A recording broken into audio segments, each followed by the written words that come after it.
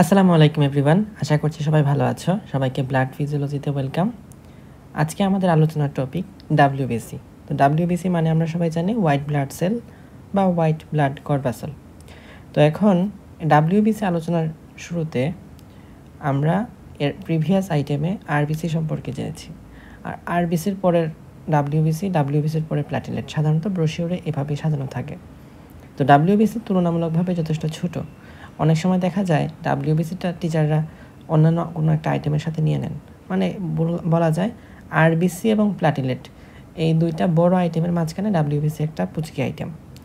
তো পুচকি আইটেম হলেও এটার অনেক কিছু মনে রাখার বিষয় আছে, এবং এই আইটেমে যা কিছু বিষয়পাতি আছে সেগুলো সম্পর্কে আইডিয়া তোমাদের 11-12 আজমল স্যারের বই থেকেই চলে আসছে। এখানে জাস্ট একটু ফ্লোরিশ করবো আমরা। ওকে, তো হোয়াইট ব্লাড সেল আমরা জানি দুই ভাগে ভাগ করা যেতে পারে, একটা গ্রানুলোসাইট আর একটা একগ্রানুলোসাইট। তো গ্রানুলোসাইট কাদেরকে বলবো? যাদের গ্রানিউল আছে। একগ্রানুলোসাইট কাদের বলবো? যাদের গ্রানিউল নাই, স্বাভাবিকভাবে। তো গ্রানিউল যাদের আছে তাদের নামগুলো ফিল দিয়ে শুরু হয়, গ্রানিউল দ্বারা ফিল, তাই বিষয়টা এরকম না, মনে রাখার জন্য বলতেছি। গ্রানিউল দ্বারা ফিল আছে, তাই নিউট্রোফিল, ইউসিনোফিল, বেসোফিল।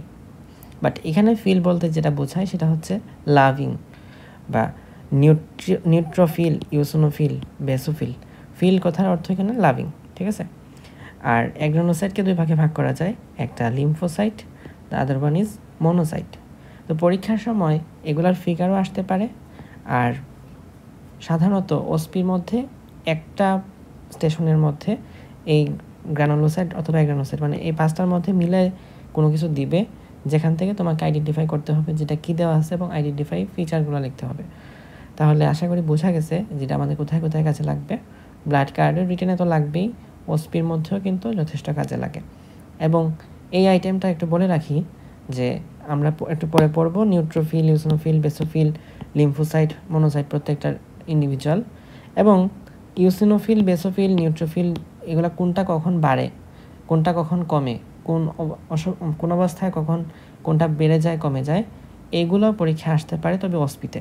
তো যেহেতু আমি ভিডিওতে শুধুমাত্র থিওরিটিক্যাল পার্টটুকু কাভার করতেছি এই ভিডিওতে, সুতরাং ওসপিতে যে পার্টটুকু আসে ডাব্লিউবিসি থেকে সেটা আমি ভিডিওতে ইনক্লুড করতেছি না, ওইটা ওসপির প্রিপারেশন নেওয়ার সময় আলাদা করে পড়ে নিতে হবে। আচ্ছা, তো ডাব্লিউবিসি সম্পর্কে আমরা এমনিতে জানি যেটা হচ্ছে আমাদের ইমিউন সিস্টেমের সাথে কাজে লাগে, এবং এটা একটা মোবাইল ইমিউন সেল বলা যেতে পারে, মোবাইল ইমিউন সেল। ওকে, তো ডাব্লিউবিসির মরফোলজি, এখানে একটা বক্স দেওয়া আছে, এবং এই বক্সটা আসলে তোমার পরীক্ষার জন্য খুবই গুরুত্বপূর্ণ। তোমার ভাইবা যখন শুরু হবে তখন টিচাররা জিজ্ঞেস করবেন যার যেটা ইচ্ছা, মানে ধরো সিরিয়ালি থাকে তো 4-5 জন মিলে সাধারণত আইটেম দেয়। তো তুমি বলো মনোসাইটের মরফোলজি, তুমি বলো লিম্ফোসাইটের মরফোলজি, তুমি বলো বেসোফিলের মরফোলজি, এভাবে আসতে পারে। তো তখন কি লিখবা? যে কতটুকু থাকে, কত পার্সেন্ট থাকে, কতটুকু থাকে, সেল সাইজ কেমন, শেপ কেমন, সাইটোপ্লাজম কেমন, নিউক্লিয়াস কেমন, গ্রানিউলস এর কালার কি, আর লাইফ স্প্যান কেমন। তো এখানে প্রত্যেকটা দেওয়া আছে, এইটা তোমাকে একটু মনে রাখতে হবে। এবং পরীক্ষার জন্য স্পেশালি আইটেম যখন দিবা তখন তো এটা 100% জিজ্ঞেস করবেই। এছাড়া বড় পরীক্ষাতেও জিজ্ঞেস করতে পারে যদি ডাব্লিউবিসিতে আসে। ডাব্লিউবিসিতে আসলে ডাব্লিউবিসির মূল পড়া কি? এই ডাব্লিউবিসির মরফোলজিটা। তো আমরা জানি বেশিরভাগ ক্ষেত্রেই যে নিউট্রোফিল এটা সবচেয়ে বেশি থাকে, লিম্ফোসাইট তার চেয়ে কম থাকে, মনোসাইট তার চেয়ে কম। এইরকম একটা ট্রিক্স আমরা 11-12 পড়ছিলাম মনে রাখার জন্য, BEMLN। আচ্ছা, তো এটা কেন দিছি? কারণ উপর থেকে নিচে যত আসতেছি ডিফারেন্সিয়াল কাউন্টটা বাড়তেছে। ডিফারেন্সিয়াল কাউন্টের উপর বেস করে আমি বক্সটাকে এইভাবে সাজাইছি। তোমার যদি অন্যভাবে ভালো লাগে তাহলে তুমি সেভাবে সাজাইতে পারো। তো অ্যাবসলিউট কাউন্ট কত? 0 থেকে 100, 150 থেকে 300, 300 থেকে 600, এগুলো আমাদের আগে থেকে জানা। সেল সাইজ, এটা কিন্তু আজমল স্যারের সাথে হুবহু ম্যাচ করে। ওকে, আর এখানে লাল কালার দিয়ে যেটা আমি লিখছি এটা হচ্ছে অ্যাকুরেট ভ্যালু। এগুলো তো সব প্রত্যেকটা রেঞ্জে দেওয়া আছে।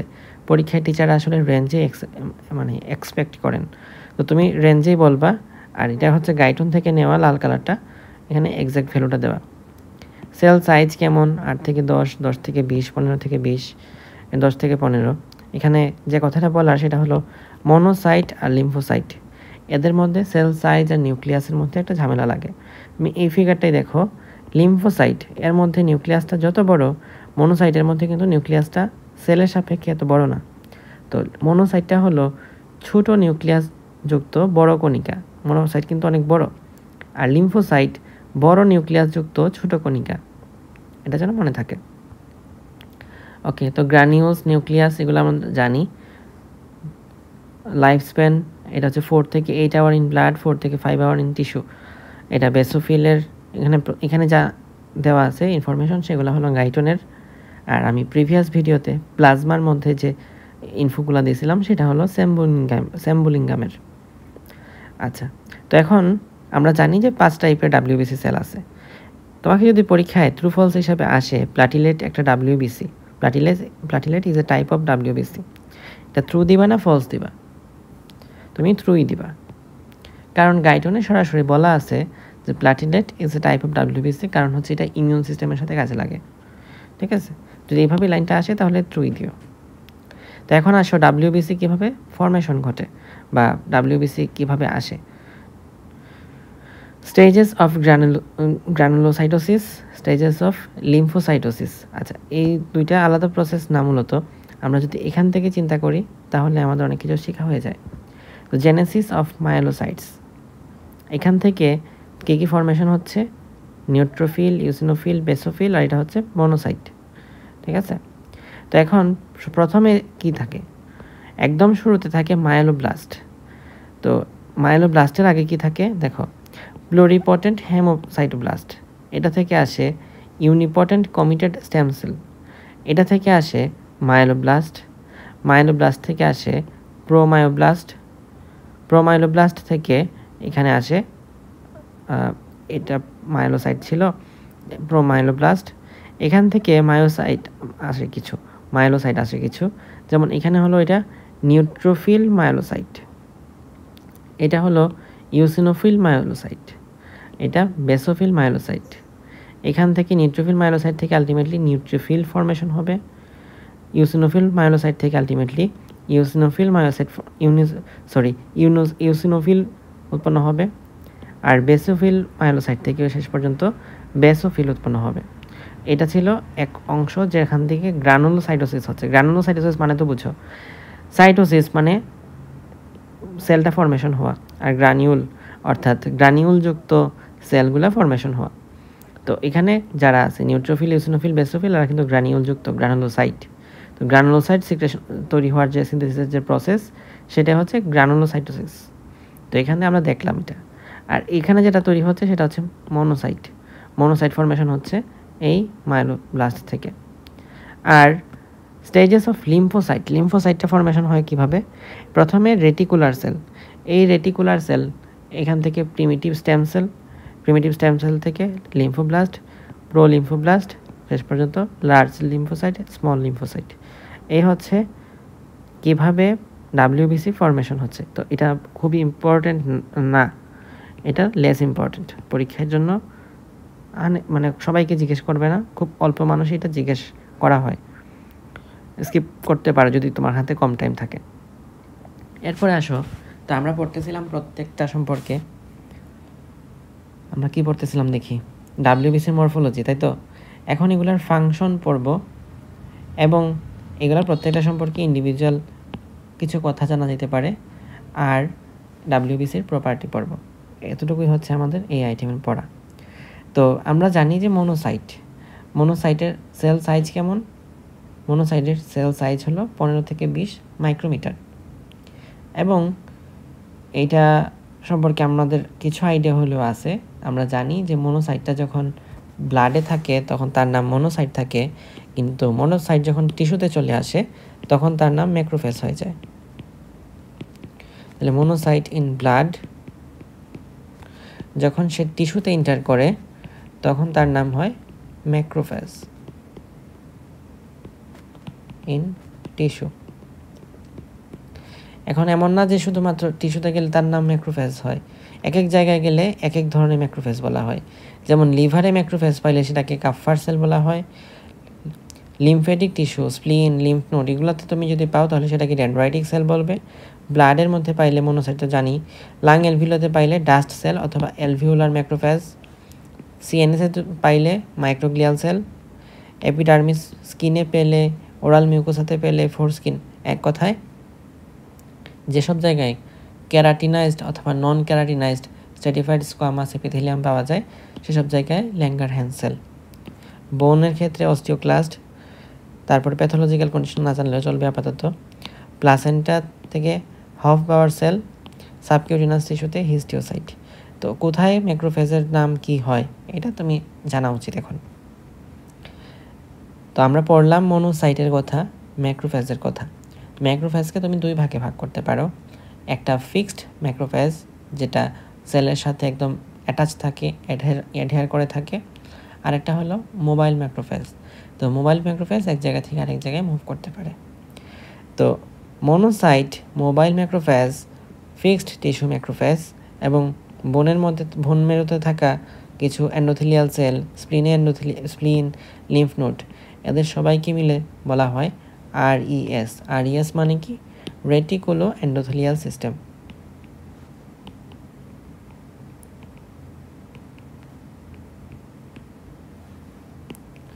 রেটিকুলো এন্ডোথেলিয়াল সিস্টেম। Okay, fine. তারপর আসি আমরা ফাংশনের মধ্যে। ফাংশনের মধ্যে সর্বপ্রথম ম্যাক্রোফেজ বা মনোসাইট, তো এটা কি কাজ করে? এটা ফ্যাগোসাইটোসিস করে। ফ্যাগোসাইটোসিস কিভাবে করে সেটা সম্পর্কে আমরা কিছুক্ষণ পরেই দেখব। Antigen presentation. Antigen presentation cell, এই জন্য এটার নাম বলা হয় এপিসি বা এপিসেল, এপিসি বলা যায়। তো অ্যান্টিজেন প্রেজেন্টিং সেল হিসেবে কাজ করে কে? এই মনোসাইটটা। ওকে, প্রোডাকশন অফ সাইটোকাইন, সাইটোকাইন উৎপন্ন করে সাচ এস ইন্টারলিউকিন 1, ইন্টারলিউকিন 8 এবং টিএনএফ। লিম্ফোসাইট সম্পর্কে আমরা একটু পরে জানবো, আপাতত এটা স্কিপ করলাম। নিউট্রোফিল, আমরা জানি যে মনোসাইট বা ম্যাক্রোফেজ সে যেরকম ফেগোসাইটোসিস করতে পারে, নিউট্রোফিলও কিন্তু সেরকম ফেগোসাইটোসিস করতে পারে। তবে দুইটার মধ্যে কোনটা বেশি পাওয়ারফুল? ম্যাক্রোফেজটা বেশি পাওয়ারফুল।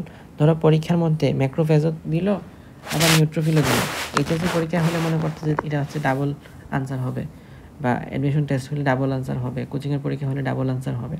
বাট এখন কিন্তু মেডিকেল লাইফে এটা নাই, এখন হচ্ছে এসবিএ, অর্থাৎ যেটা সবচেয়ে কারেক্ট। তো ম্যাক্রোফেজ আর নিউট্রোফিল দুইটাই যদি অপশনে থাকে তখন কোনটা কারেক্ট হবে? তখন ম্যাক্রোফেজটা কারেক্ট হবে। আচ্ছা, তারপরে নিউট্রোফিলের কথা। ফ্যাগোসাইটোসিস করে এবং কী কী জিনিস সিনথেসিস করেন, রিলিজ করে? কেমোট্যাকটিক ফ্যাক্টরস, থ্রম্বোক্সেন, এটা হচ্ছে প্ল্যাটিলেট অ্যাগ্রিগেটিং এজেন্টস, এটাকে পিএএফ দ্বারা প্রকাশ করা হয়। PAF, platelet aggregating factors. Leukotrienes, prostaglandins, এগুলা কি? ইউকোসানয়েড। যারা বায়োকেমিস্ট্রি পড়ছো, আইটেম 4 অর্থাৎ লিপিডের আইটেমটা পড়ছো, তারা এটা সম্পর্কে জানো। That excerpt A moderate inflammatory effect, তখনও কিন্তু ওইখানের মধ্যে ইনফ্লামেশনের কথা পড়ছিলাম। আচ্ছা, তাহলে নিউট্রোফিলের কথা গেল। দেন আসি আমরা ইউসিনোফিল। ইউসিনোফিল যে মানে এটা হচ্ছে একটা উইক ফ্যাগোসাইট এবং সে আসলে বড় বড় যে ইনফেকশন, ব্যাকটেরিয়াল ইনফেকশন আছে সেগুলোর এগেনস্টে সে কাজ করে। তো যাদের এগেনস্টে সে কাজ করে ওই সেলগুলো অনেক বড় হয়, ফরেন পার্টিকেলস হয়, ওই সেলগুলো অনেক বড় হয়, তাদেরকে ফ্যাগোসাইটোসিস করে সেলের ভিতরে, মানে ইউসিনোফিলের ভিতরে ইনগালফ করে নেওয়া এতটা ইজি না। সো সে আসলে ফ্যাগোসাইটোসিস করে না, সে মূলত প্যারাসাইটগুলোকে ধ্বংস করে তিনটা ওয়ে মনে রাখার জন্য তুমি সহজে এভাবে মনে রাখতে পারো। এটা গাইড থেকে নেওয়া আর এটা হচ্ছে গাইটন থেকে নেওয়া। সো এইভাবে লিখতে পারলে বেশি ভালো আর কি। এখানে কি কি ওয়ে আছে? একটা হচ্ছে হাইড্রোলাইটিক এনজাইম দিয়ে সে ওই প্যারাসাইটকে মেরে ফেলতে পারবে। Secondly, releasing highly reactive forms of oxygen. Oxygen release করে সে ওই যে প্যারাসাইটটা আছে সেই প্যারাসাইটটাকে কিল করে ফেলবে। আর releasing major basic protein. Okay, fine, গেল আমাদের ইউসিনোফিলের কথা। দেন আসো reduce allergic reactions by releasing histaminase enzyme secretion করে, যার ফলে হিস্টামিনটা ভেঙে যায়, যে হিস্টামিনটা মূলত অ্যালার্জিক রিয়াকশনের জন্য দায়ী। তাহলে ইউসিনোফিল কী কাজ করে? অ্যালার্জিক রিয়াকশন কমায়, নট বাড়ায়। এটা কিন্তু পরীক্ষায় ট্রু ফলসের জন্য অনেক গুরুত্বপূর্ণ। ট্রু ফলসে এটা ভালো জিনিস হতে পারে। তারপরে ইউসিনোফিল আর উইক ফেগোসাইট অলরেডি বলছি। দেন আসো basophil secret heparin prevents intravascular blood coagulation. এটা তার নতুন করে বলার কিছু নাই। ব্লাড ভেসেলের মধ্যে যখন ব্লাডটা পাস হয় তখন তাদের মধ্যে ব্লাডটা ক্লট হয়ে যায় না কেন? কারণ তাদের মধ্যে হেপারিন আছে। এই হেপারিনটা ব্লাড কোয়াগুলেশনটাকে প্রিভেন্ট ঘটায়। এটা তুমি আগে থেকে জানতে। এছাড়া অ্যালার্জিক রিয়াকশন কীভাবে করতে পারে? হিস্টামিন, ব্রাডিকিনিন, সেরোটোনিন, হেপারিন এগুলো সিক্রেশনের মাধ্যমে। আর কিছু স্লো রিঅ্যাক্টিং সাবস্টেন্স আছে, ইউসিনোফিলিক কেমোট্যাকটিক ফ্যাক্টরস কন্টেন করে এই বেসোফিলগুলা, যার মাধ্যমে কি হয়? ইউসিনোফিলকে সে ডেকে নিয়ে আসে, চল বন্ধু আয়। তো তখন ইউসিনোফিলটা এই কেমোট্যাকটিক ফ্যাক্টরসের কারণে কাছাকাছি চলে আসে, মানে ওই এলাকায় চলে আসে যেখানে বেসোফিলটা ইউসিনোফিলিক কেমোট্যাকটিক ফ্যাক্টরটাকে সিক্রেট করবে। Then comes to properties of WBC. আমরা তখন কী পড়লাম একটু বলি। ডাব্লিউবিসির মরফোলজি পড়ছি। মরফোলজি থেকে আমরা পড়লাম ম্যাক্রোফেজ সম্পর্কে। ম্যাক্রোফেজের পরে সবগুলার একসাথে ফাংশন পড়লাম। নাও প্রপার্টিজ অফ ডাব্লিউবিসি। তো এই আইটেমটা একটু বেশি ম্যাক্রোফেজ এবং নিউট্রোফিলের উপর ডিপেন্ডেন্ট, কারণ এরা আসলে ফেগোসাইটোসিস করে। আর এই আইটেমে ফেগোসাইটোসিস যারা করে তাদের উপরেই বেশি ডিপেন্ডেন্ট। লিম্ফোসাইট নিয়ে আমরা সামনে একটু পড়ব। বেসোফিল নিয়ে আর পড়া নাই, শেষ। আর ইউসিনোফিল সম্পর্কেও সামনে একটা লাইন দেখব। এই তো প্রপার্টিস অফ ডাব্লিউবিসি কী কী প্রপার্টিস আছে সেটা সম্পর্কে দেখব। অথবা কোয়েশ্চেনটা তোমাকে এইভাবে আসতে পারে, how neutrophil and macrophage defend against infection. এটা কোয়েশ্চেন হিসাবে আসতে পারে। তো প্রথমে হচ্ছে মার্জিনেশন মানে কি? যে নিউট্রোফিল ম্যাক্রোফেজ যারা আছে, ম্যাক্রোফেজ বলতে তখন তো মনোসাইট, নর্মালি এটা হচ্ছে ব্লাড ভেসেল, তো এটার মধ্যে কি আছে? ব্লাড সেল আছে। তো এখানে নিউট্রোফিলটা প্রথমে কি হবে?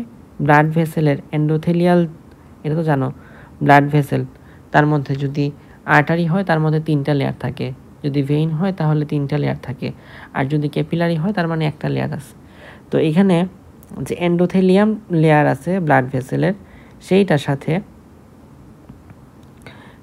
ওই জায়গাটার মধ্যে গিয়ে সে হচ্ছে কাছাকাছি চলে যাবে।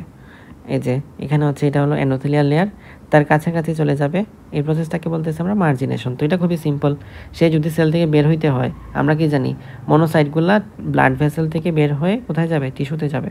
তো টিস্যুতে বের হওয়ার জন্য আগে তো তোমার ঘর থেকে যদি বের হইতে যাও আগে দরজার কাছাকাছি যাইতে হবে। তো সে সেমভাবে দরজার কাছাকাছি আসছে, এটা হলো মার্জিনেশন, ফার্স্ট ডান। তারপরে আসো ডায়াপেটিসিস মানে যে প্রসেসের মাধ্যমে লিউকোসাইটটা সেল থেকে সেলের বাইরে, ব্লাড ভেসেল থেকে ব্লাড ভেসেলের বাইরে বের হয়ে টিস্যুতে চলে আসতে পারে, সেটাকে বলা হয় ডায়াপেটিসিস। তাহলে the process by which leukocytes come out of the lumen of the blood vessel into the tissues. এখানে মেকানিজমটা কি? মেকানিজমটা হচ্ছে প্রথমে তো মার্জিনেশন ঘটার পরে সেটা হচ্ছে ফার্মলি অ্যাডহেশন হয় কোথায়? এন্ডোথেলিয়াল লেয়ারের সাথে। ফার্স্ট স্টেপ গেল, সেকেন্ড স্টেপ গেল। থার্ডলি এখানে যে লিউকোসাইটটা আছে সে কিছুটা সিউডোপোড বের করে, একটা সিউডোপোড বের করছে কোথায়? এই যে জাংশন আছে, জাংশন কোথায়? এন্ডোথেলিয়াল সেলের, এখানে দেখতেছি এন্ডোথেলিয়াল সেল। এই এন্ডোথেলিয়াল সেলের মাঝখানে যে ইন্টার এন্ডোথেলিয়াল স্পেস আছে বা ইন্টার এন্ডোথেলিয়াল জাংশন আছে, সেই স্পেস দিয়ে এখানে হচ্ছে কিছুটা সিউডোপোডটাকে ইনসার্ট করে। 3টা স্টেপ গেল। তারপরে এই যে বেসমেন্ট মেমব্রেন, এন্ডোথেলিয়ামের তো বেসমেন্ট মেমব্রেন থাকবে অবশ্যই, যেহেতু এটা কি এপিথেলিয়াল সেল। সো এখান থেকে বেসমেন্ট মেমব্রেনটাকে pass along the basement membrane and escape into the extravascular space. তো এখান থেকে বের হয়ে যাবে এবং এক্সট্রাভাস্কুলার স্পেস মানে হচ্ছে ব্লাড ভেসেল, তাহলে এখান থেকে বের হয়ে টিস্যু স্পেসে চলে আসবে। এই প্রসেসটার নামই হচ্ছে ডায়াবেটিসিস। তেমন আহামরি কিছু না, প্রথমে মার্জিনেশন হয়েছিল, তারপর তার সাথে ফার্মলি অ্যাডহেশন হয়েছে, দেন এখান থেকে একটা সিউডোপোড ইনসার্ট করছে, দেন এটা বেসমেন্ট মেমব্রেনকে পার হয়ে এক্সট্রাভাস্কুলার স্পেসের মধ্যে চলে আসছে, যেমন নর্মালি হওয়ার কথা। তুমি ঘর থেকে বাসা থেকে বের হও কীভাবে? প্রথমে হচ্ছে ঘরের দরজার কাছাকাছি যাও, তারপর দরজার ছিটকিনিটা খুলো, তারপর পা বাড়াও, জুতা পরো, বের হয়ে যাও, এইরকম একটা সিম্পল কথাটাই হচ্ছে ডায়াপেটিসিস। তারপরে হলো অ্যামিবয়েড মুভমেন্ট। তো নিউট্রোফিল এবং ম্যাক্রোফেজ এই যেখান থেকে বের হয়ে গেল, বের হয়ে যে এখন টিস্যুর মধ্যে মুভ করতেছে, কোন ধরনের মুভমেন্ট ঘটাইতেছে, এটা হচ্ছে অ্যামিবয়েড মুভমেন্ট ঘটাইতেছে। অ্যামিবয়েড মুভমেন্ট সম্পর্কে চ্যাপ্টার 2-তে আছে, যদি কারোর আগ্রহ থাকে তারা সেলের অ্যামিবয়েড মুভমেন্টটা পড়ে নিতে পারো। তো maximum rate of movement is 40 micrometer per minute. Okay, মেকানিজমটা কি? এখানে তেমন কিছুই না। Protrusion of a pseudopodium from one end of the cell. Pseudopodium projects far away from the cell body. Remainder of the cell moves towards the pseudopodium. খুব easy. তো amoeboid movement, diapedesis, margination done. Now comes to chemotaxis. কেমোটেক্সিসটা কীভাবে ঘটে? যখন এইটা বের হয়ে গেল সেলের বাইরে, এক্সট্রাভাস্কুলার স্পেসের মধ্যে চলে আসলো, টিস্যু স্পেসে চলে আসলো, এখন কি ঘটবে? এখন লিউকোসাইটটা যে জায়গাটার মধ্যে ইনজুরি হয়েছে, এক কথায় যেখানে সে গার্ড হিসেবে কাজ করার কথা, মানে ডাব্লিউবিসিগুলো আলটিমেটলি কী কাজ করে? ইমিউনিটির কাজটাই তো করে। তো যে জায়গার মধ্যে আমার ইনজুরি হয়েছে সেই জায়গার মধ্যে তো তাকে যাইতে হবে। ধরে নিলাম এখানে হচ্ছে ইনজুরি হয়েছে, তো এই যে ডাব্লিউবিসিগুলা এটার দিকে মুভ করতেছে। কেন এটার দিকে যে একটা মুভ করতেছে, এটা হচ্ছে একটা কেমোট্যাকটিক এজেন্টের উপর, যে জায়গায় ইনজুরি হচ্ছে সেই জায়গার মধ্যে কোনো একটা কেমোট্যাকটিক এজেন্ট আছে, যার জন্য সেখানে সে অ্যাট্রাক্টেড হয়। তো এরকম কেমোট্যাকটিক এজেন্ট কী হইতে পারে? ব্যাকটেরিয়াল অর ভাইরাল টক্সিন, এটা হলো এক্সোজেনাস এজেন্টস। এন্ডোজেনাস এজেন্ট কী কী হইতে পারে? এই এজেন্ট হইতে পারে, এটা মনে রাখতে হবে। তো পরীক্ষায় কিন্তু ডাব্লিউবিসির প্রপার্টি রিটেনের জন্য 100% ইম্পর্টেন্ট টপিক। ওকে ফাইন, এখন আসো ফ্যাগোসাইটোসিস। তো আমরা কী কী ফিচার্স পড়লাম ডাব্লিউবিসির, কী কী প্রপার্টিস? মার্জিনেশনের পরে সেখান থেকে পড়লাম অ্যামিবয়েড মুভমেন্ট, কেমোটেক্সিস পড়ছি, ডায়াবেটিসিস পড়ছি, এখন ফ্যাগোসাইটোসিস। এই 5টা পয়েন্ট তোমার পরীক্ষার সময় লিখে দিয়ে আসতে হবে। আচ্ছা, তারপরে ফ্যাগোসাইটোসিস। তো ফ্যাগোসাইটোসিস কি? ফ্যাগোসাইটোসিস নিজেই একটা 5 মার্কের প্রশ্ন আসতে পারে। ফ্যাগোসাইটোসিসের ডেফিনেশনটা তোমাকে প্রথমে লিখতে হবে। তো যে প্রসেসের মাধ্যমে নিউট্রোফিল এবং ম্যাক্রোফেজ, এরাই তো মূলত ফ্যাগোসাইট, এরাই তো ফ্যাগোসাইটোসিস করে। নিউট্রোফিল এবং macrophage engulf the foreign body and damaged tissue is called phagocytosis. Okay, এখানে ড্যামেজড হবে না, ড্যামেজ হবে। আচ্ছা সরি, না ঠিকই ছিল, ড্যামেজ টিস্যু, মানে ড্যামেজ টিস্যুগুলোকে সে ইনগালফ করে নেয়। তো এই ফ্যাগোসাইটোসিসকে তুমি 3 ভাগে ভাগ করতে পারো: রিকগনিশন অ্যান্ড অ্যাটাচমেন্ট, ইনগালফমেন্ট এবং কিলিং অ্যান্ড ডিগ্রেডেশন। তো আসো রিকগনিশন অ্যান্ড অ্যাটাচমেন্ট সম্পর্কে পড়ি। প্রথম কথা, আমাদের বডিতে তো অনেক সেল আছে। যদি সব সেলকে ডাব্লিউবিসি ফ্যাগোসাইটোসিস করে ফেলতো তাহলে তার কোনো সেলে বাকি থাকতো না। তো আমাদের বডি যাকে ফরেন বডি হিসেবে চিন্তা করে, আমার বডির যাকে ফরেন বডি হিসেবে চিন্তা করে অথবা ড্যামেজড টিস্যু হিসেবে চিন্তা করে, তাকেই শুধুমাত্র ফ্যাগোসাইটোসিস করে। তো এটা এখন কারোর কোনো একটা সেলের মধ্যে কি লেখা থাকে যে আমি তোমার বডির ফরেন বডি, আমার এগেনস্টে কাজ করো? আর যে সেলের ভিতরে আছে তার ভিতরে কি লেখা থাকে যে আমি তোমার ফরেন বডি না, আমি হচ্ছে তোমার নিজের বডির অংশ, আমাকে তুমি কিছু করবে না? এরকম তো আর লেখা থাকে না। তাহলে কি করবে? তাহলে এখানে কিছু ওয়ে আছে কীভাবে সে চিনে। প্রথম কথা, যারা ন্যাচারাল বডি স্ট্রাকচার অর্থাৎ তার নিজের বডির মধ্যে আছে, তার হলো স্মুথ সারফেস থাকে, আর যারা ফরেন বডি তাদের মধ্যে রাফ সারফেস থাকে। সেকেন্ড কথা, হেলদি বডি টিস্যুসের মধ্যে প্রোটেক্টিভ প্রোটিন মলিকুল দ্বারা কোট করা থাকে, যার ফলে এইটা হচ্ছে প্রোটেকশন দেয় ফ্যাগোসাইটস থেকে। কিন্তু ডেড টিস্যু ফরেন পার্টিকেলসের ক্ষেত্রে তার উল্টাটা। Thirdly, immune system produces antibodies that bind to microbes. These antibodies can also bind with C3 from the complement system. জানো তো কমপ্লিমেন্ট প্রোটিন আছে আমাদের বডিতে, তো allowing attachment to phagocyte. তো অ্যান্টিবডিসগুলো বাইন্ড করতে পারে, বাইন্ড করে সে হচ্ছে ফ্যাগোসাইটের জন্য অ্যাটাচমেন্ট অ্যালাউ করে। তো এরকমভাবে কোনো একটা প্যাথোজেনকে ডিটেক্ট করতে পারা, এই প্রসেসটার নাম হলো অপসোনাইজেশন। যে কে আমার বডির জন্য ফরেন বডি, এটাকে ডিটেক্ট করতে পারার যে ক্ষমতা, সেটার নামই হলো অপসোনাইজেশন। ওকে, তো এটা একটু বলে রাখা ভালো যে অটো ইমিউন ডিজিজ নামে আমরা কিছু নাম শুনি। অটো ইমিউন ডিজিজ, তো অটো ইমিউন ডিজিজ বলতে আসলে কি বোঝায়? অটো ইমিউন ডিজিজ মানে বোঝায় সেলের ভিতরে কোনো একটা কোনো একটা পার্টিকেলস অথবা নিজের বডির সেল এর এগেনস্টে যদি কোনো অ্যান্টিবডি ক্রিয়েট হয়ে যায়, দেন এটাকে বলা হয় অটো ইমিউন ডিজিজ। যেমন তোমার বডির মধ্যে লাইক কোনো একটা রিসেপ্টর ক্রিয়েট হইলো, যেমন ধরে নিলাম থাইরয়েড স্টিমুলেটিং হরমোনের এগেনস্টে, থাইরয়েড টিএসএইচ, এটা তো জানো মনে হয়, টিএসএইচ হরমোন। এই টিএসএইচ হরমোনের রিসেপ্টরের এগেনস্টে একটা অ্যান্টিবডি ক্রিয়েট হয়ে গেল, যার ফলে টিএসএইচ হরমোনটা আর বাইন্ড হইতে পারলো না থাইরয়েড গ্ল্যান্ডের সেলগুলোর সাথে। ফলে সেখান থেকে থাইরয়েড হরমোন যেমন ট্রাইআইরোথাইরোনিন, থাইরক্সিন, এগুলোর নাম হয়তো শুনছো আজমসারে বইয়ে। তো এই যে T3 T4 হরমোন, এগুলা তোমার সিক্রেট হইতে পারলো না, বা সিক্রেট হওয়ার জন্য সে স্টিমুলেট করতে পারলো না। এটাকে আমরা আসলে গ্রেভস ডিজিজ বলে থাকি। তো যাই হোক, সেটা জানা লাগবে না। তো এই টাইপের অটো ইমিউন ডিজিজ মানে নিজের বডির সেলের এগেনস্টে কোনো একটা অ্যান্টিবডি ক্রিয়েট হয়ে যাওয়া। তাহলে প্রথম কথা হচ্ছে রিকগনিশন করতে হবে। তো রিকগনিশন কেমনে করে? সারফেস রিসেপ্টর দিয়ে রিকগনিশন করে। তো তাদেরকেই ফেগোসাইটোসিস প্রক্রিয়া রিকগনিশন করে, যাদেরকে সে অপসোনাইজেশন করতে পারে। কীভাবে অপসোনাইজেশন করে? অপসোনিন কিছু প্রোটিন আছে, যেমন আইজিজি, C3b, MBL।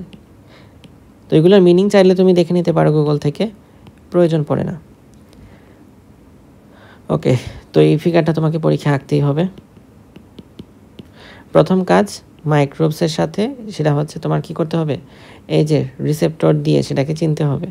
তো রিসেপ্টরের সাথে ফেগোসাইটোসিস প্রসেসের জন্য যে মাইক্রোবসটা দরকার, সেই মাইক্রোবসটাকে রিসেপ্টরের সাথে বাইন্ড করতে হবে। তারপর সেটাকে সেলের মধ্যে ইনগালফ করবা, আর ইনগালফ করবে শেষ পর্যন্ত ডাইজেশন করে মাইক্রোবিয়াল ডেব্রিসটাকে বের করে দিতে হবে। তো ফার্স্ট স্টেপ গেল। সেকেন্ড স্টেপ অনুসারে ইনগালফমেন্ট। তো ফেগোসাইটস প্রজেক্ট সিউডোপোড, দেখো এখানে কিছু সিউডোপোড বের হয়েছে, যার ফলে এখানে যখন এই যে ফরেন বডিটা আসার পরে সেটাকে ইনগালফ করে ভিতরে ঢুকাই নিল। তো এইভাবে phagosome fuses with lysosome of the cell to form phagolysosome. তাহলে এটা যেটা তৈরি হলো তার নাম হচ্ছে লাইসোজোম। প্রথমে দেখো, এটা ছিল একটা ফরেন বডি মাইক্রোব। এইটার সাথে প্রথমে কি হলো? Recognition and attachment. সেকেন্ড স্টেপে এটা সেলের ভিতরে ইনগালফ করে নিল সিউডোপোড দিয়ে সেলের ভিতরে ইনগালফ করে নিল। ফেগোজোম চলে আসলো, এটার নাম হচ্ছে ফেগোজোম, যেটা ফেগোসাইটোসিস প্রসেসের ইনগালফমেন্টের মাধ্যমে ভিতরে ঢোকে। ফেগোজোম, সেলের মধ্যে তো লাইসোজোম আছে, এই লাইসোজোম আর ফেগোজোম দুইটা একসাথে মিলে তৈরি করে ফেগোলাইসোজোম। এই ফেগোলাইসোজোমটা এর পরের ধাপে ডাইজেশন হবে বা কিল হবে। তো ফার্স্ট এবং সেকেন্ড স্টেপ আমাদের শেষ হলো। ওকে, দেন আসো কিলিং অ্যান্ড ডিগ্রেডেশন। এটাকে দুই ভাগে ভাগ করা যায়। একটা হলো অক্সিজেন ডিপেন্ডেন্ট মেকানিজম, আর একটা oxygen independent mechanism. Oxygen dependent mechanism, so এখানে অক্সিজেন দিয়ে কিলিং এবং ডিগ্রেডেশন করতে হবে। আমরা জানি যে অক্সিজেনটা কি অক্সিডাইজেশনের জন্য কাজে লাগে, অর্থাৎ জারণের জন্য কাজে লাগে, তাই তো? অক্সিডেশনের জন্য কাজে লাগে। তো এটা দিয়ে কী করে? দেখো, অক্সিজেন আপটেক ইনক্রিজ করে ফেগোসাইটোসিস, তারপর glycogenolysis, glucose oxidation, HMP shunt, reactive oxygen, ROI, মানে এখানে দেখো রিঅ্যাক্টিভ অক্সিজেন ইন্টারমিডিয়েটস, ROI। এটা কি সুপার অক্সাইড, পারঅক্সাইড, হাইপোক্লোরাইড এগুলো উৎপন্ন করে ফেলে, যার ফলে এই মাইক্রোবসগুলো ধ্বংস হয়ে যায়। তো এখানে কি হইলো? অক্সিজেন জাতীয় জিনিসপাতির মাধ্যমে, অক্সিজেন ডিপেন্ডেন্ট মেকানিজমের মাধ্যমে কিছু প্রসেসকে স্টিমুলেটেড করা হলো, যার ফলে তারা মাইক্রোবসকে ধ্বংস করে ফেলবে। HMP শান্টটা হয়তো প্রথমবার শুনতেছো। এটার নাম হচ্ছে, ফুল মিনিং হলো হেক্সোস মনোফসফেট শান্ট। এটা সম্পর্কে আমরা মেটাবলিজম কার্ডের বায়োকেমিস্ট্রিতে মেটাবলিজম কার্ডে পড়ব। Oxygen independent mechanism. তো অক্সিজেন ডিপেন্ডেন্ট, অক্সিজেন দিয়ে কিছু কিছু জীবাণুকে ধ্বংস করতে পারে, অথবা অক্সিজেন তো কাজে লাগাবে সবসময় এরকম তো না, অক্সিজেন ইন্ডিপেন্ডেন্ট মেকানিজম হতে পারে, যেমন bactericidal permeability increasing protein, lysozyme, lactoferrin, major basic protein, defensins, এগুলোর মাধ্যমেও সে ফরেন বডি যেটা আমরা সেলের ভিতরে ইনগালফ করে নিয়ে আসলাম সেটাকে ধ্বংস করতে পারি। তো এটা ছিল আমাদের ফেগোসাইটোসিস। ফেগোসাইটোসিস পরীক্ষার জন্য 5 মার্কের একটা কোয়েশ্চেন, তো এটা তোমাকে পারতেই হবে, 5 মার্কস। বলতে পারো ডাব্লিউবিসির মধ্যে সবচেয়ে গুরুত্বপূর্ণ কোয়েশ্চেন কি? ফেগোসাইটোসিস। সেকেন্ড গুরুত্বপূর্ণ জিনিস কি? Properties of WBC. এই তাহলে এরপরের ধাপে আমরা যাই, পরে কিছুতে যাই। এখানে আমরা কিছু টার্ম দেখতে পারতেছি। এই টার্মগুলো আমাদের অনেক সময় ভাইভাতে ধরতে পারেন যে এটা বলতে কি বোঝায় বা ওটা কি।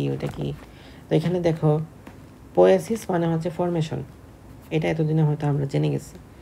ইরাইত্র কথার অর্থ লাল, তবে আমরা যখন ব্লাডের মধ্যে ইউজ করব তখন সেটা আসলে ইরাইত্র কথার অর্থ দ্বারা আরবিসিকে বুঝিয়ে থাকে।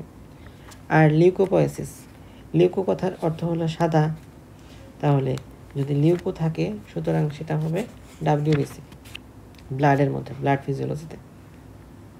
ওকে, তাহলে এরাইথ্রোপোয়েসিস মানে কি? আরবিসি ফরমেশনের প্রক্রিয়া। লিউকোপোয়েসিস মানে কি?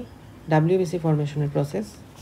গ্রানুলোপোয়েসিস মানে গ্রানুলোসাইট যারা আছে, নিউট্রোফিল, ইউসিনোফিল, বেসোফিল, তাদের প্রোডাকশনের প্রসেস।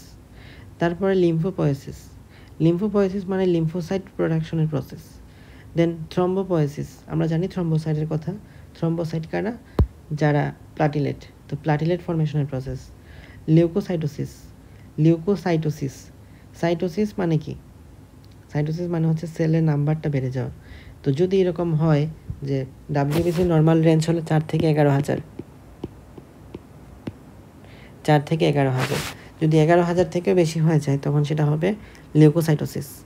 লিউকোপেনিয়া মানে হচ্ছে কম, পেনিয়া মানে কম, তাহলে লিউকোপেনিয়া মানে হলো যদি ডাব্লিউবিসি 4,000-এর চেয়ে কমে যায়।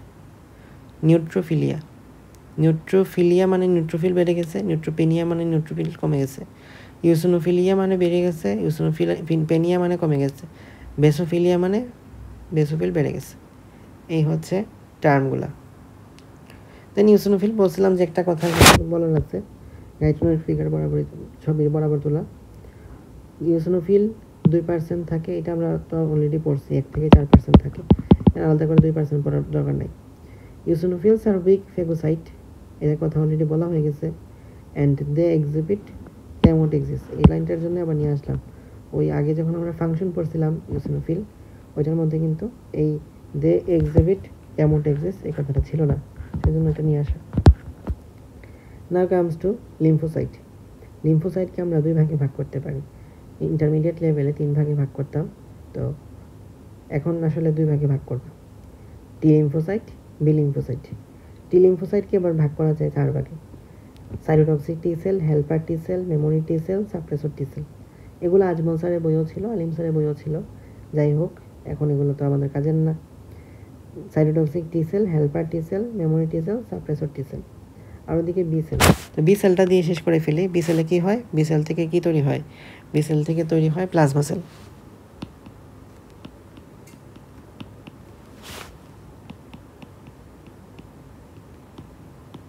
আর প্লাজমা সেল থেকে অ্যান্টিবডি। এই হলো কথাটা। তারপর আসো T cell, T lymphocyte. Cytotoxic T cell, helper T cell, memory T cell, suppressor T cell. এর মধ্যে হেল্পার টি সেলকে আবার 2 ভাগে ভাগ করা যায়, একটা হেল্পার T1 আর একটা হেল্পার T2। হেল্পার T1টা সাইটোটক্সিক টি সেলকে কাজ করে হেল্প করতে, আর হেল্পার টি সেল 2টা বি সেলকে কাজ করে হেল্প করতে। তাহলে এর কাজ হচ্ছে হেল্পার হচ্ছে পিয়ন। কার পিয়ন? ফার্স্ট যে পিয়ন সে হচ্ছে সাইটোটক্সিক টি সেলের পিয়ন, আর সেকেন্ড যে হেল্পার টি সেল আছে সে হলো বি সেলের পিয়ন। ওকে, তাহলে হেল্পার টি সেলের কাজটা বোঝা গেছে, এইটাই। তারপরে মেমোরি টি সেল। আচ্ছা, মেমোরি টি সেল যাওয়ার আগে সাইটোটক্সিক টি সেল, কোনো ফরেন বডি যদি আসে তাকে ধ্বংস করার কাজ কার? ধ্বংস করার মেইন গুরু দায়িত্ব হলো সাইটোটক্সিক টি সেলের। আর সাপ্রেসর টি সেলের কাজ হলো তার উল্টাটা, অর্থাৎ সাইটোটক্সিক টি সেল যেন কাজ করতে না পারে, হেল্পার টি সেল যেন কাজ করতে না পারে, এইসব ভূমিকা রাখে suppressor T cell. Memory T cell, memory T cell বলতে কী বোঝায়? মেমোরি টি সেল বলতে বোঝায় কোনো একটা ফরেন বডি বা কোনো ইনফেকশিয়াস এজেন্ট যদি কোনো একটা হিউম্যান বডিতে, মানে ধরো যে কোনো কারোর ক্ষেত্রে হতে পারে, তো যে কোনো কাউকে সেটা আক্রমণ করছে, যদি ইনফেক্ট করে থাকে এবং তার যদি ওই রকমভাবে ইমিউনিটি সিস্টেমটা ডেভেলপ থাকে, কোনো কোনো ক্ষেত্রে কোনো কোনো ডিজিজে নাও থাকতে পারে, সো যেমন এইডসের কথা বলতেছি, তো যদি তার মধ্যে ইমিউন সিস্টেমটা ডেভেলপ থাকে এবং তার বডিতে অলরেডি একবার কোনো একটা ইনফেকশিয়াস এজেন্ট আক্রমণ করছে, পরবর্তীতে যদি ওইটা আবারও অ্যাটাক করে তখন কিন্তু আর খুব বেশি গায়ে লাগে না। গায়ে লাগে না মানে কি, মেমোরি টি সেল আগে থেকে সেভ করে রাখছে যে ওরে মারার জন্য কি লাগবে। যেমন ধরো তোমার প্রতিপক্ষকে বা তোমার শত্রুকে ওটা তোমার জানা আছে, তো ও কীভাবে কী করতে পারে না করতে পারে ওটা কিন্তু সব তুমি ভালো করে জানবা। তো অলরেডি যে ফরেন পার্টিকেলসটা আসছিল সাইটোটক্সিক টি সেলকে মারার জন্য আসে নাই, আসলে সেলের ফাংশনটাকে ধ্বংস করার জন্য। সাইটোটক্সিক টি সেলটা তখন ওই সেলটাকে মেরে ফেলে সাইটোটক্সিক টি সেলটা ওই ফরেন বডিটাকে, তো এটা সে মনে রাখে কে, মেমোরি টি সেল। পরবর্তীতে যখন ও আসে আবারও সাইটোটক্সিক টি সেলটাকে মনে করাই দেয় যে ও কিন্তু আগেও আসছিল, ওটা এমনি মারতে হয়েছিল, তো ওরে তখন এমনি মারা শুরু হয়। ঠিক আছে, মেমোরি টি সেল গেল, সাপ্রেসর টি সেল গেল। তো লিম্ফোসাইট সম্পর্কে আমাদের পড়া শেষ হয়েছে। এরপর আমরা ইনফ্লামেশন সম্পর্কে পড়তে পারি। ইনফ্লামেশন মানে বাংলায় বললে আমরা জ্বালা পোড়া বুঝি বা প্রদাহ বুঝি। ঠিক আছে, যেমন ব্রঙ্কাইটিস মানে এক কথায় আমাদের লোয়ার রেসপিরেটরি ট্র্যাক্ট যেটা আছে সেইটার কোনো একটা ইনফ্লামেশন। তো ইনফ্লামেশনটা কখন ঘটে? যখন টিস্যু ইনজুরি ঘটে, হইতে পারে সেটা ব্যাকটেরিয়া, ট্রমা, তারপর হচ্ছে হিট ইত্যাদি বহুত কারণে হইতে পারে, কিন্তু ওই যে ইনজুরিটা ঘটলো সেই ইনজুরিটা ঘটার পরে ড্রামাটিক সেকেন্ডারি চেঞ্জ ঘটে ইন দ্য সারাউন্ডিং আনইনজুর্ড টিস্যুস। তাহলে আনইনজুর্ড টিস্যুসগুলোর মধ্যে ড্রামাটিক সেকেন্ডারি চেঞ্জ ঘটে। This entire complex of tissue change is inflammation. Done. Inflammation কীভাবে হইতে পারে, মানে যখন হয় তখন কী কী ঘটে? Vasodilation of the blood vessel, increased permeability of capillary, clotting of the fluid, migration of large number of granulocyte and monocyte into the tissue, swelling of the tissue. তো এগুলো মনে রাখবা যে ইনফ্লামেশন হলে কী কী হয়, রেসপন্স কী। আর ইনফ্লামেশন যখন হয় তখন histamine, bradykinin, serotonin, prostaglandin, complement protein যেগুলো আছে সেগুলো সেক্রেশন বেড়ে যায়। রেসপন্স ডিউরিং ইনফ্লামেশন, যখন ইনফ্লামেশন হয় তখন আমার বডিতে first line defence, second line defence, third line defence, fourth line defence হিসেবে কে কাজ করে? ফার্স্ট লাইন হিসেবে টিস্যু ম্যাক্রোফেজ, সেকেন্ড লাইন হিসেবে নিউট্রোফিল ইনভেশন, থার্ড লাইন হিসেবে second macrophage invasion, fourth line হিসেবে production of granulocyte and monocyte by bone marrow. মানে first line second line মানে কি? মানে হচ্ছে ফার্স্ট লাইন যদি ব্যর্থ হয় তাহলে সেকেন্ড লাইন যাবে, সেকেন্ড লাইনও যদি ব্যর্থ হয় তাহলে থার্ড লাইন যাবে, থার্ড লাইনও যদি ব্যর্থ হয় তাহলে ফোর্থ লাইন যাবে। অনেকটা বিভিন্ন মানে ডিফেন্স যারা আছে যেমন আর্মি, নেভি, তাদের ক্ষেত্রে তাদের যুদ্ধের কৌশল অনেক সময় এরকম হয়, এটার সাথে একটু তুলনা করা যায়। এই ছিল ডাব্লিউবিসি সম্পর্কে ওভারঅল। আর নিউট্রোফিল এবং ম্যাক্রোফেজ এই দুইটা হচ্ছে এখানে সবচেয়ে বেশি ইম্পর্ট্যান্ট, সেখান থেকে ফেগোসাইটোসিস কোয়েশনটা ইন জেনারেল ইনভেরিয়েবলি আসেই। আর এটা মনে রাখবা যে নিউট্রোফিল এবং ম্যাক্রোফেজের মধ্যে কোনটা বেশি ইম্পর্টেন্ট বা কোনটা বেশি বড়, আনসার হবে ম্যাক্রোফেজ। ওকে, আর ম্যাক্রোফেজ হচ্ছে পার ডে 100টা ইয়াকে খেতে পারে, ফরেন বডিকে খেতে পারে, ইনগালফ করতে পারে, কিন্তু নিউট্রোফিল শুধুমাত্র 3 থেকে 20টা খেতে পারে। সো এখান থেকে বোঝা যায় যে নিউট্রোফিলের তুলনায় ম্যাক্রোফেজটা বেশি important. Okay, that's all for the WBC. সবার জন্য শুভকামনা। আসসালামু আলাইকুম।